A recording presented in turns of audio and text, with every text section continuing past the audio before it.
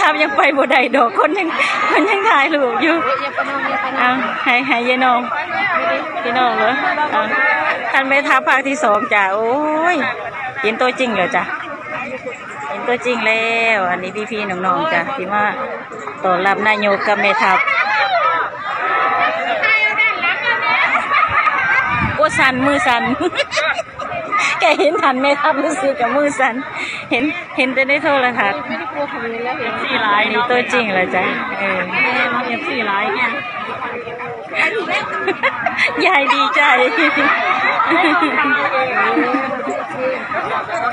สวัสดีค่ะรอแล้วเนาะจะตั้งแม่ทัพขึ้นรถแล้ว